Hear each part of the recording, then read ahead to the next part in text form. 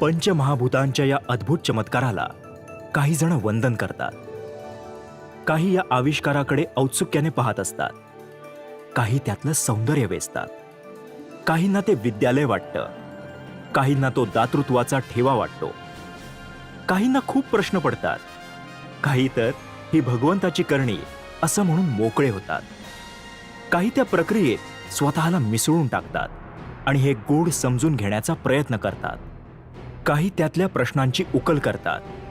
ही उकल करणारे मग वेगळे ठरतात. त्यांना वैज्ञानिक म्हणून संबोधलं जातं. 14 सप्टेंबर 1952 साली विश्वविख्यात वैज्ञानिक गणपती दादासाहेब यादव यांचा जन्म झाला. निसर्ग हा माझ्या जीवनात एक महत्त्वाचा पैलू आहे. मला अजून आठवतं की लहानपणी या गावात असताना मी 3ऱ्या इयत्तेपासून सकाळी 4 वाजता उठून या नदीत आंघोळीला येत असे आणि कित्येक गावकऱ्यांना वाटायचं की हा मुलगा घाबरत कसा नाही, परंतु मी पाणी घेऊन जायचो, नंतर देवपूजा करायचो आणि अभ्यासाला बसायचो. त्यावेळेला लाईट नव्हती गावामध्ये, तर आम्ही चिमणीचे दिवे घेऊन त्याच्याखाली अभ्यास करायचो. एवढंच काय की झाडावरती बसून अभ्यास करणे एक आमचा दिनक्रम असायचा की झाडावरती चढायचं आणि पुस्तक घेऊन बसून तिथे अभ्यास करायचा. निसर्गाची ही देणगी बहुतेक शहरी लोकांना मिळत नाही आणि त्याचा आनंद मला आता जास्त वाटतो, कारण त्याच्यामुळं मला निर्भीडता आली. कोल्हापूर जिल्ह्याच्या राधानगरी तालुक्यात असलेल्या अर्जुनवाडा या गावातील हे कुटुंब आर्थिक परिस्थिती ही कनिष्ठ मध्यम वर्गाची. आई वडील आणि भावंडांबरोबर गणपती घरातील व शेतावरची सर्व कामं उत्साहात करत असे. गणपतीच्या असामान्य बुद्धिमत्तेची आणि प्रतिभेची जाणीव घरातल्यांना व गावकऱ्यांना होऊ लागली होती. तुम्हाला गमतीची गोष्ट सांगतो की माझ्या गावचे लोक मला लहानपणी सगळे विद्यार्थीच म्हणायचे. मोठे मोठे लोक मला विद्यार्थीच म्हणायचे, म्हणजे जणू काय दुसरे कोणी विद्यार्थी नाहीत, ते एकच विद्यार्थी. ते लोक मला सगळे विद्यार्थी म्हणायचे. त्याचं कारण आणि मला अजूनही वाटतं, आणि माझी मोठी बहीण मला एक दिवशी म्हटली, आता तू कधी शिकायचं थांबवतोयस असं. कारण मी काही ना काहीतरी पुस्तक वाचतो किंवा काहीतरी करतो आणि रोज मी नवीन शिकतो. पारंपरिक कुस्तीची परंपरा यादव घराण्याला लाभलेली होती. वडील दादासाहेब यादव हे कोल्हापूर जिल्ह्यातील एक प्रसिद्ध पहलवान. गणपतीचे मोठे भाऊ सुद्धा कुस्ती या क्रीडा प्रकारात नाव मिळवून होते. गणपतीला कुस्ती, खो खो, कबड्डी, व्हॉलीबॉल या क्रीडा प्रकारात पुरस्कार मिळाले आहेत. गावातीलच एका छोट्या शाळेत गणपतीचं शिक्षण सुरू झालं. 2 इयत्ता एकत्र बसवून एकच शिक्षक दोन्ही इयत्तांना शिकवत असे. अशा या परिस्थितीत सुद्धा गणपती केवळ वर्गातच नाही तर संपूर्ण जिल्ह्यात प्रथम क्रमांकावर असे. अर्जुनवाडा गावात इयत्ता 7वी पर्यंतचं शिक्षण उपलब्ध होतं. एक तल्लख बुद्धीचा विद्यार्थी, एक पाठी विद्यार्थी, एक वेळ वाचलं की पुन्हा त्यांना वाचायला लागायचं नाही आणि पुस्तक हातात घेतलं की ते संपूर्ण धडे वाचून होईपर्यंत त्यांचं दुसरीकडे लक्ष नसायचं. गावापासून 5 किलोमीटर अंतरावर असलेल्या शेळेवाडी इथे इयत्ता 7वीच्या पुढे शिक्षणाची व्यवस्था होती. गणपती शेळेवाडीच्या विवेकानंद हायस्कूलला दाखल झाला.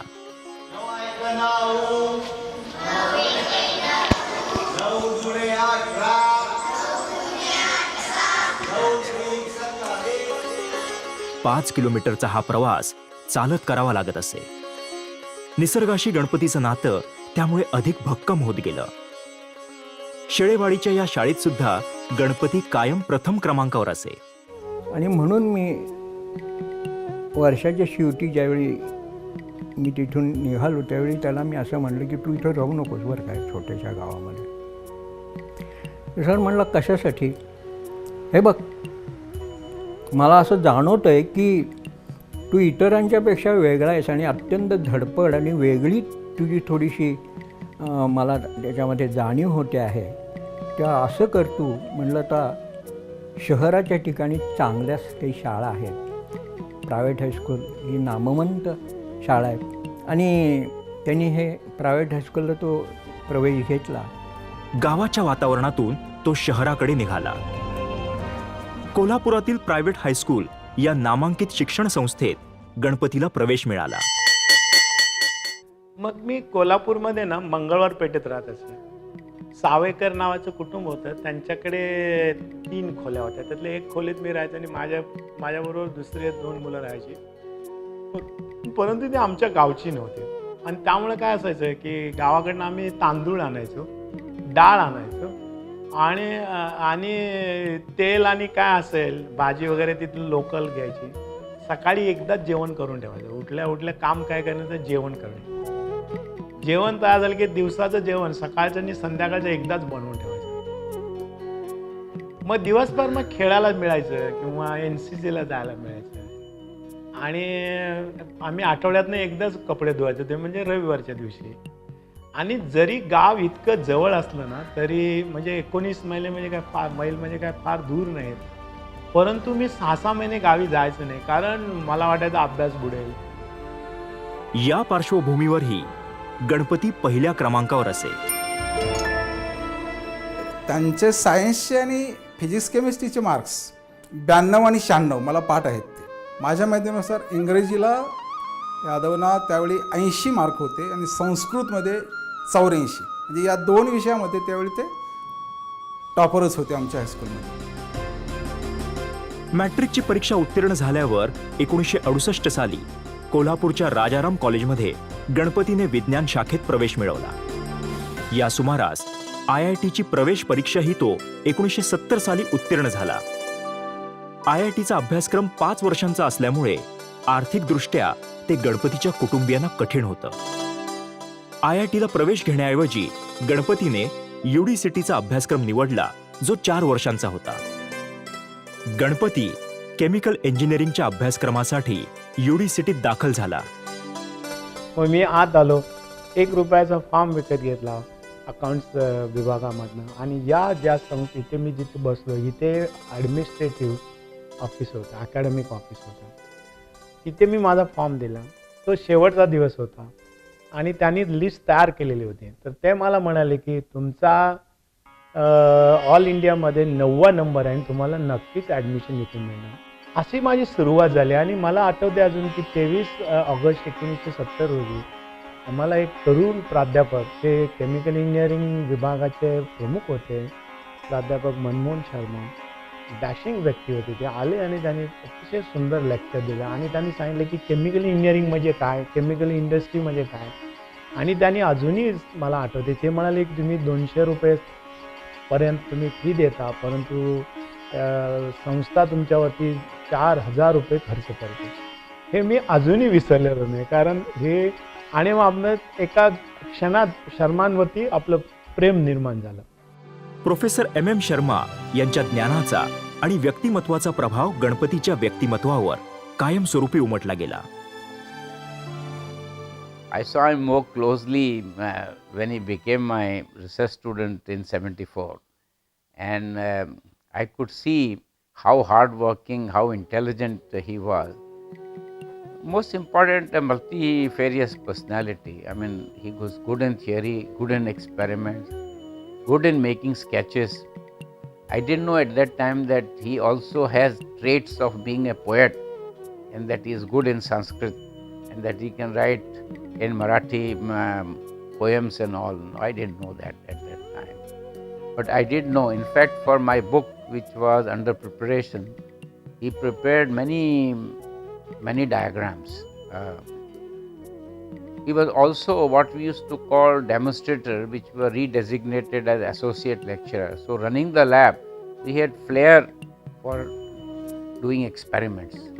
And in fact, he pioneered the work first time in India, although it was more organic chemistry oriented. No organic chemist in India had taken up that work, and he took up that work on my advice.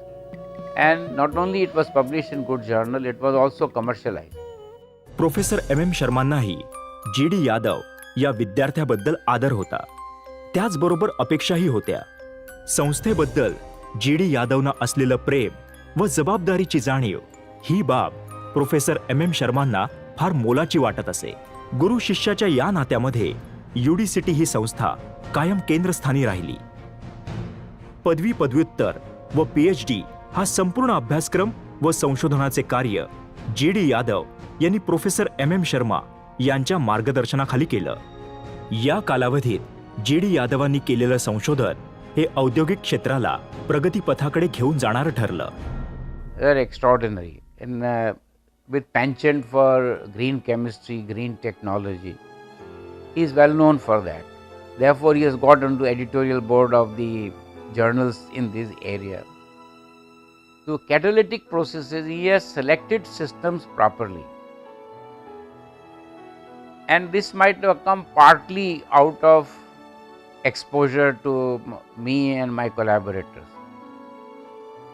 Because our mission was always pick up a topic of great academic interest so that you impart proper training, at the same time should be capable of being taken to industry. 1976 ते 1980 या कालावधी दरम्यान ते UDCTला associate lecturer या पदावर कार्यरत होते. 1980 साली ते UK येथील लोबरो युनिव्हर्सिटी इथे व्हिजिटिंग फेलो म्हणून रुजू झाले. ऑइल ब्लॉब मेकॅनिक्स या विषयावर ते काम करत होते. या प्रज्ञावंताची ओळख विज्ञान विश्वाला आता होऊ लागली होती. या पार्श्वभूमीवर वॉटरलू विद्यापीठातील FL ड्युलियन यांच्या मार्गदर्शनाखाली असलेल्या अभ्यास गटात प्रोफेसर GD यादव यांना निमंत्रित करण्यात आलं. Oil recovery, multiphase flow in porous media, flow visualisation, percolation process या आणि अशा विविध विषयांवर त्यांनी संशोधन केलं. 1986 साली प्रोफेसर MM शर्मा यांच्या सांगण्यावरून प्रोफेसर GD यादव हे भारतात परत आले. UDCTला रीडर या पदावर ते रुजू झाले. आणि परंतु त्या कमिटीने मला 5 इन्क्रीमेंट दिले होते आणि युनिव्हर्सिटी काय म्हणाले की ते सरकारच देऊ शकतं, ते 3 देऊ शकतात, म्हणून मला माझी अपॉइंटमेंट डिले झाली. तर त्या काळामध्ये मला किशोर मरेवाल्याने बॉम्बे ऑइलच्याने मला कन्सल्टंट म्हणून अपॉइंट केलं. तर मी त्यांच्याकडे रोज जात असे आणि मला शिकवण्याची आवड असल्यामुळे प्रोफेसर शर्माने मला ऑलरेडी अस्यूम केलं की हा जॉईन करणार आहे, म्हणून मला एक सब्जेक्ट टीचिंगला दिला होता. तर मी तो फायनल इयरच्या विद्यार्थ्यांना येऊन शिकवत असे, परंतु मी शिकवलं की परत इंडस्ट्रीत जात असे. प्रोफेसर शर्मांनी रसायन उद्योगात काही ठिकाणी प्रोफेसर GD यादवना सल्लागार म्हणून काम करण्याची संधी उपलब्ध करून दिली. रसायन उद्योगाला प्रोफेसर GD यादव यांच्या ज्ञानाचा उपयोग मोठ्या प्रमाणावर करून घेता आला. प्रोफेसर यादव हे आजही अनेक औद्योगिक आस्थापनांवर सल्लागार म्हणून कार्यरत आहेत. I think a lot of work which has been done by him has been recognized not only in academic also, but as lot of industrial application also. He has done phenomenal work in catalysis, phase transfer catalysis, and I think overall more than 60 patents he has. And green technology, pollution-free technology, lot of technology has been developed, and quite a few of them is already used in industry also. So he has always tried to see that his research has also used in the real situation in industry. त्यांच्या कार्याची दखल राष्ट्रीय आंतरराष्ट्रीय पातळीवर कायम घेतली जाते. या आणि अशा अनेक पुरस्कारांनी त्यांना गौरवण्यात आलं आहे. 2016 साली भारत सरकारने त्यांना पद्मश्री पुरस्काराने गौरवलं. प्रोफेसर डॉक्टर गणपती दादासाहेब यादव, विज्ञान एवं इंजीनियरिंग.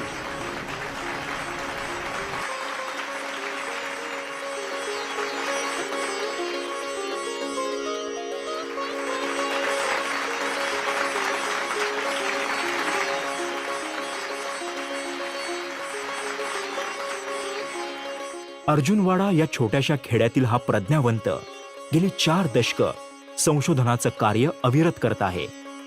ग्रीन टेक्नॉलॉजी या विषयात जागतिक पातळीवर अग्रेसर शास्त्रज्ञ म्हणून त्यांना संबोधलं जातं.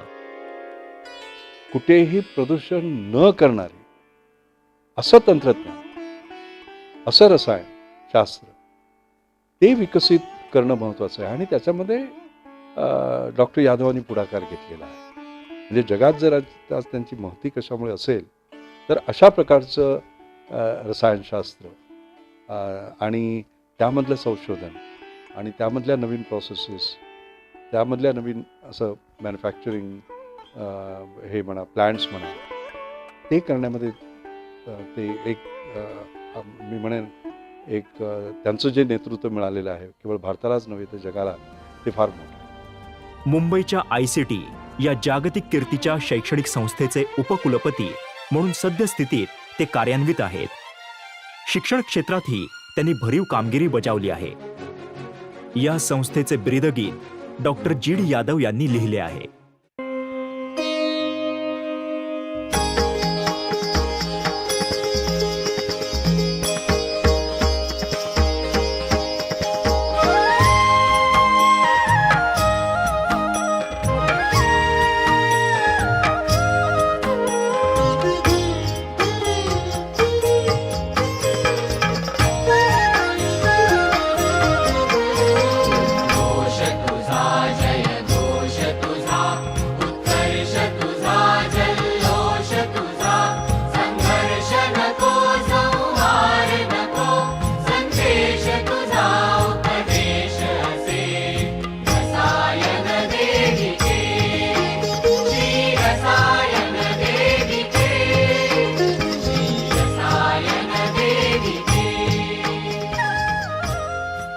ते आणि मी कुलगुरू आणि कुलपती अशा या आमचे असे संबंध आहेत.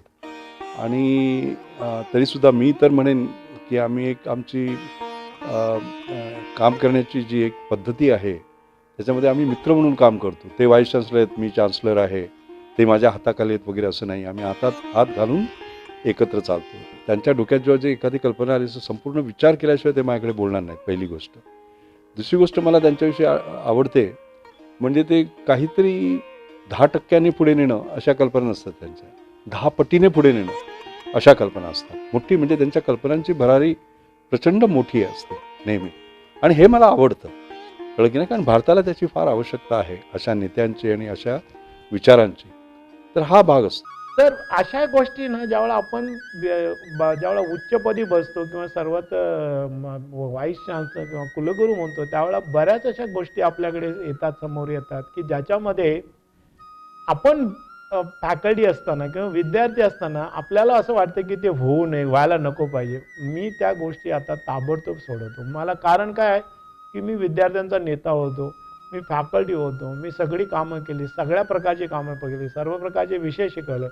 त्यामुळं इन्स्टिट्यूटमध्ये जर कोणी माझ्याकडे कुठलाही प्रश्न घेऊन आला तर मी त्याला काय सांगते, तू प्रश्न नको घेऊस, मला तू त्याचं उत्तर शोधून घेऊन ये आणि मी बघतो की ते उत्तर योग्य आहे की नाही. आणि त्याप्रमाणे कित्येकदा मग मी कमिटी अपॉइंट करतो. ओके, म्हणजे की कमिटीच्या थ्रू गेलं तर ते बरं असतं. आणि त्यामुळे असं माझ्या कुठल्याही कलिगला असं वाटता कामा नये की त्याच्यावरती अन्याय होतो. कित्येकदा गोष्टी स्लो होऊ शकतात, म्हणजे धीम्या गतीने चालतात आणि त्याला अनेक कारणं असतात.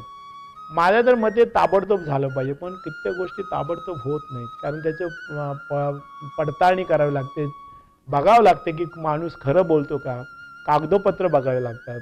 आणि त्यामुळं कधी कधी निर्णय पाहिजे तेवढे लगेच होत नाही, परंतु ते आपल्या सिस्टमचा तो दुर्गुण आहे.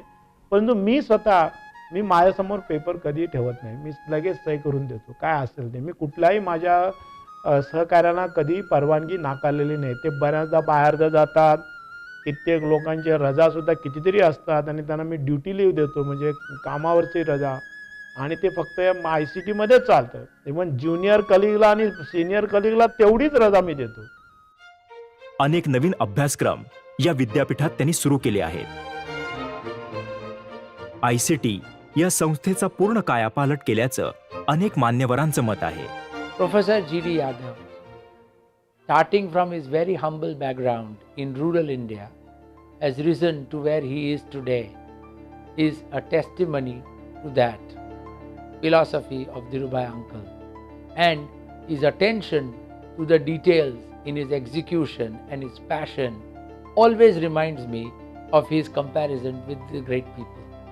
He has taken pains to foster the legacy of Professor M.M. Sharma, Dr. Marshalkar and the likes, and without his personal efforts, the name UDCT would not have been proudly changed to ICT.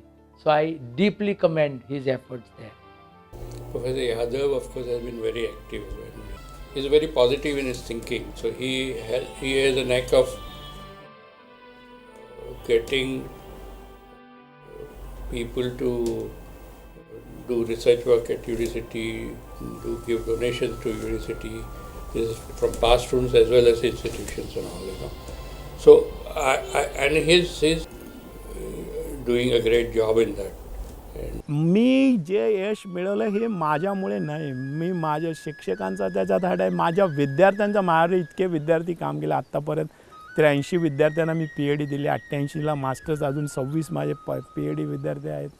किंवा माझे कुटुंब असेल, माझी family असेल, माझी बायको असेल किंवा माझी मुलं असेल, उलट ते मला जास्त शिकवतात, माहिती आहे ना. मला माझी मुलं उपदेश करतात आणि कधी कधी आपण मुलांकडनं पण शिकतो. डॉक्टर यादवांचं कुटुंब हे शास्त्रज्ञांचं कुटुंब आहे. पत्नी डॉक्टर वासंती, 2 पुत्र डॉक्टर विक्रमादित्य आणि डॉक्टर गौतम हे सुद्धा शास्त्रज्ञ आहेत. He is a kind-hearted person. He will help everybody from all because of his background. He has come, especially he has a very soft corner for students, those who are coming from a village background. Green chemistry आणि engineering ह्या विषयात तुम्ही जे संशोधन केलेलं आहे ह्याच्यासाठी तुम्ही ICT आणि भारताला जगाच्या नक्षावर तुम्ही आणून त्यांना ठेवलेलं आहे. आणि ह्यासाठी तुमच्या इंडस्ट्री आणि अकॅडमी दोघांमध्ये तुमचं फार मोठं रेप्युटेशन आहे. आणि हे लोकांना I don't have to tell them की मी तुमच्या नातेतला आहे. माझं हे वर्क एथिक आणि हे सगळे बघून लोक अज्युम करतात आणि करेक्टली अज्युम करतात की मी तुमचा मुलगा आहे. डॅडीना स्वतःला आर्ट आणि डान्स यामध्ये खूप इंटरेस्ट आहे. मग मी ॲज अ डान्सर आणि मी पेंटिंग पण करते, तर डॅडीनी हे डे 1 पासून खूप सपोर्ट केलेलं आहे. ते नेहमी मला फोन केलं की विचारतात की आज काय नवीन पेंटिंग केलं का, की कुठला डान्स परफॉर्मन्स आहे काय. सो ही इज ऑलवेज ते मला सपोर्ट करत आहेत अजूनही. माझ्या प्रोफेशनली पण ते मला मास्टर्स करायसाठी त्यांनी खूप एनकरेज केलं आणि मी मास्टर्स इन अर्बन डिझाईन हा कोर्स प्रोग्राम कंप्लीट केला वँकुव्हरमध्ये. आणि मला वाटते की आर्यन हा खूप लकी आहे की त्याला डॅडींसारखे ग्रँडफादर मिळालेले आहेत, आजोबा मिळालेले आहेत. He is an excellent engineer. He can repair, he can do everything. You know, you want to fix a door, he will fix a door. You want to do anything, he is a good carpenter, he is a good mechanic, he is a, you know, sometimes it is so easy for him. He will do everything in the house also. Fixing a nail, fixing anything, he is a fantastic engineer also. Communication एकदम important असतं, language, आणि तुम्ही ते आम्हाला शिकवलं लहान असताना. तुमचे आणि आम्ही स्पोर्ट्स पण खेळलो, तुम्ही नेहमी असायचे आमच्याबरोबर.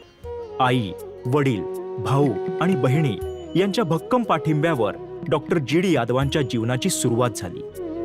कोल्हापूर जिल्ह्यातील अर्जुनवाडा या आपल्या खेड्याशी ते आजही संपर्कात आहेत.